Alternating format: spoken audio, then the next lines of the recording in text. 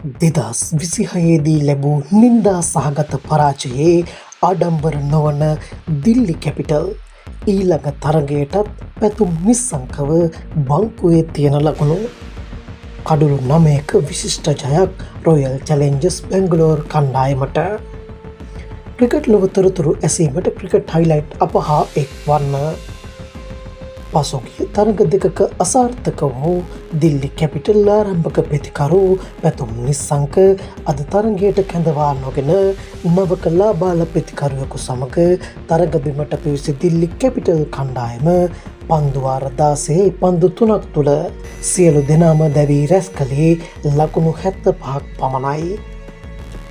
ලකුණු 76ක පහසු ඉලක්කය කඩුළු 1ක් පමණක් දැවී පන්දුවාර 6යි පන්දු 3කින් ලකුණු 77ක් ලෙස සපුරාගෙන කඩුළු 9ක විශිෂ්ට ජයක් රොයල් චැලෙන්ජර්ස් බැංගලෝර් කණ්ඩායම හිමි කර ගනී.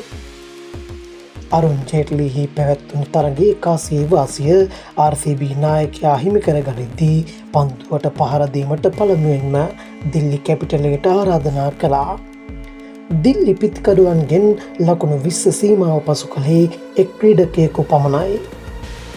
RCB වෙනුවෙන් ජොස් හෙසල්වුඩ් සහ බොනශ්වර් කුමාර් දිල්ලි පිති කරන ලයිස්තුව දුරකථන අංකයක පිළිවෙලට නිර්මාණය කළා. හෙසල්වුඩ් ලකුණු 12කට කඩුළු 4ක් දවාගෙන විශිෂ්ට පන්දු යැවීමක් සිදු කළා. අනගි සහයක් වුණු බොනශ්වර් කුමාර් කඩුළු 3ක් හිමි කරගත්තේ ලකුණු 5ක් පමණක් ලබා දෙමින්. පසුගිය තරග දෙකේදීම සතුටුදායක ඉනිම් දියත් නොකිරීම හේතුවෙන් පැතුම් නිස්සංකට අද තරගය අහිමි වුණා. කෙසේ නමුත් ඊළඟ තරගයටද ඔහුගේ කැඳවීම නිශ්චිත නොවන බවයි දිල්ලි කැපිටල් කළමනාකාරීත්වය පවසන්නේ.